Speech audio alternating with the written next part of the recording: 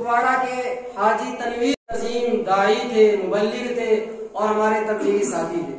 اس علاقے کے اندر بھی انہوں نے بہت کام کیا ہے، ان کی وجہ سے بہت سے لوگ تبلیغ کے کام کے ساتھ جڑے ہیں۔ بہت سے لوگ جو گمراہیوں میں تھے، جو دین سے دوری کی زندگی گزار رہے تھے، وہ دین کے نزدیک آئے اور دین پر انہوں نے چلنا شروع کر دیا۔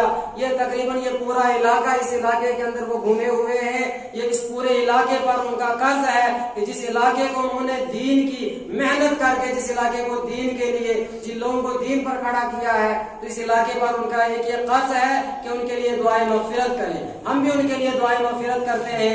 اللہ تعالیٰ ان کی بال بال مغفرت فرمائے، ان کے درجات کو بلند سے بلند تر فرمائے، ان کی سیئات کو حسنات سے مبدل فرمائے، اور نماز کے بعد بھی ان کے لیے دعائیں مغفرت کرے۔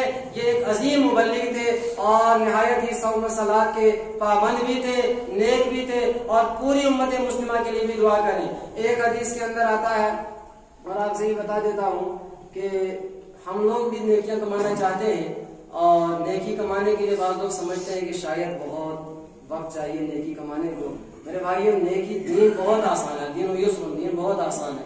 نیکی کمانا کوئی مشکل کام نہیں ہے۔ ایک حدیث کے اندر آتا ہے کہ جو شخص یہ کہتا ہے اللہم اغفر للمؤمنین والمؤمنات والمسلمین والمسلمات، کتنا ٹائم لگتا ہے اس کے کہنے میں؟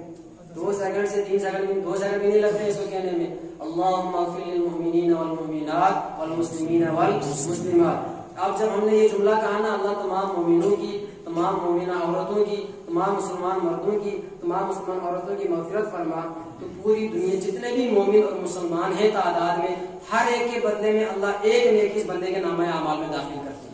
اب اس وقت ہم اگر کہتے ہیں اللہم اغفر للمؤمنین والمؤمنات والمسلمین والمسلمات، 2 سیکنڈ بھی نہیں لگے، آپ اندازہ کریں کہ کتنی نیکیاں ہمارے نامہ اعمال میں آ چکی ہوں گی۔ اس لیے مرحومین کی مغفرت کا اور ان کے لیے ایصال ثواب کا بھی خصوصی اہتمام فرمایا کریں۔ حاجی صاحب کے لیے بھی مغفرت، دعائیں مغفرت، اور ان کے لیے ایصال ثواب کا بھی اہتمام فرمائیں۔